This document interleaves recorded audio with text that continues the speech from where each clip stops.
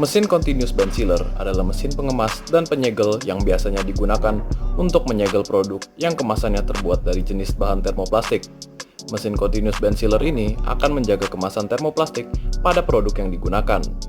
Mesin continuous bend sealer merupakan mesin yang dipakai untuk mengemas plastik semi-otomatis. Mesin ini biasanya dipakai dalam industri pengemasan pada produk makanan sebagai penutup dan penyegel kemasan plastik. Kegunaan continuous sealer adalah untuk menyegel kemasan suatu bahan agroindustri menggunakan tenaga panas. Bahan kemasan yang bisa disegel menggunakan mesin ini biasanya adalah plastik, serta kertas aluminium. Mesin ini juga bisa memberi tanda kadaluarsa pada kemasan tersebut. Penyegel juga dilakukan secara otomatis dan bekerja secara berkelanjutan atau continuous, yang artinya mesin akan terus menyegel secara otomatis hingga pengguna mematikan mesin tersebut.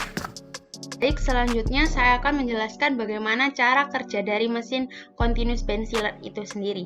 Di mana yang pertama dengan mencolokkan kabel mesin dan dihubungkan ke saklar listrik. Yang kedua menyalakan mesin dengan menyalakan mesin, yakni menekan tombol on atau off yang berwarna merah yang ada pada mesin bagian atas. Yang ketiga menyalakan heater dengan menyalakan heater untuk memanas yang berwarna kuning pada mesin bagian atas yang bersebelahan dengan tombol on atau off, serta tombol pendingin.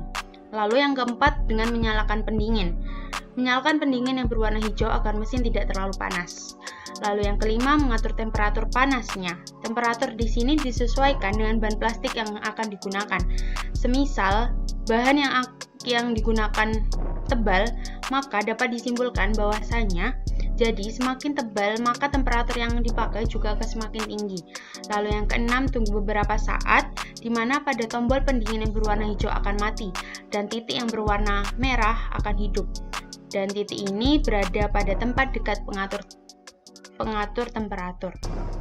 Lalu yang ketujuh, menyiapkan dan memasang alat penunjang lainnya, di mana seperti alat pengatur tanggal kadaluarsa dan lainnya dirakit sedemikian rupa alat-alat penunjang tersebut hingga terakit bersama antara mesin dengan kaki konveyor. Dan jangan lupa diberi pengunci di sisi kanan dan kirinya, serta dapat digunakan dengan baik. Dan nantinya akan dapat digunakan dengan baik. Lalu yang terakhir, yang ke-8, alat continuous bend sealer siap digunakan, di mana plastik akan masuk pada mesin dan konveyor akan membantu menjalankan kemasan tersebut hingga tertutup rapat dan tersegel sempurna. Dapat dilihat pada bagian gambar di sebelah kanan bawah. Lalu yang gambar di sebelah kiri atas, di mana mesin tersebut merupakan mesin continuous bend sealer. Yang keempat yaitu pengaplikasian mesin continuous bend sealer pada industri. Yang pertama yaitu pada industri food product.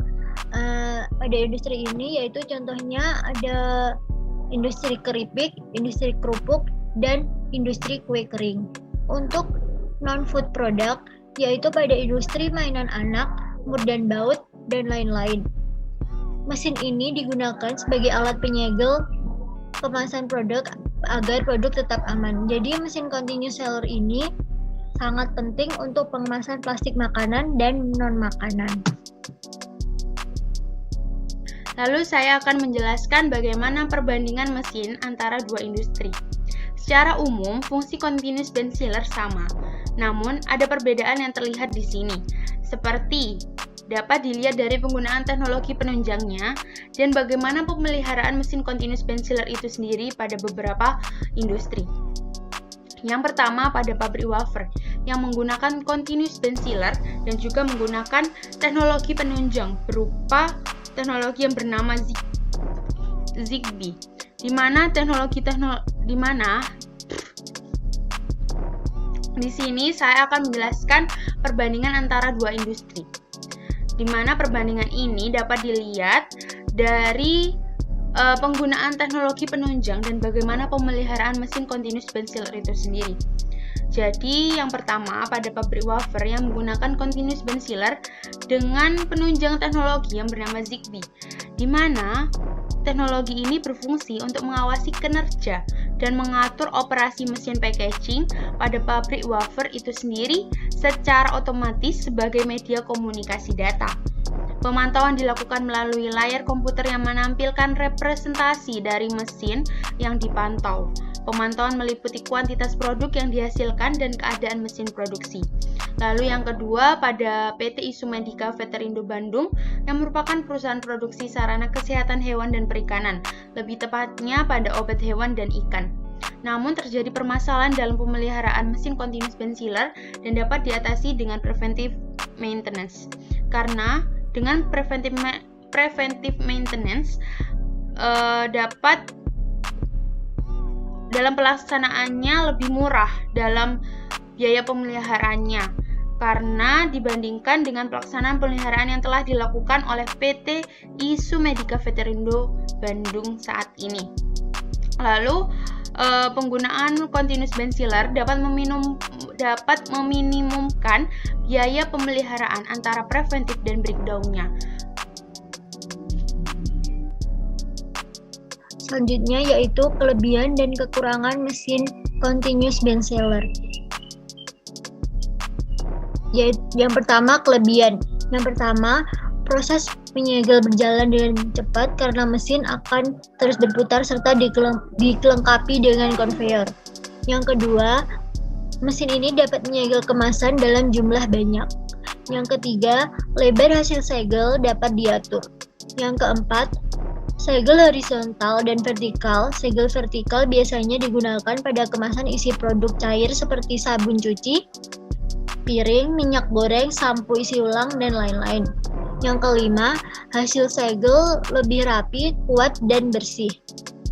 Yang keenam, dapat disesuaikan dengan kondisi, yaitu jenis plastik yang digunakan, suhu ruangan, dan lainnya. Karena dilengkapi berbagai fitur yaitu pengaturan suhu temperatur pemanas, pengaturan elastisitas karet konveyor, pengaturan tinggi pada pola segel, dan lain-lain.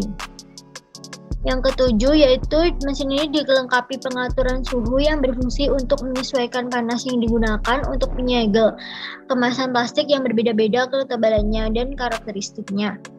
Dan yang terakhir yaitu penggunaan mesin ini membutuhkan listrik yang lebih sedikit.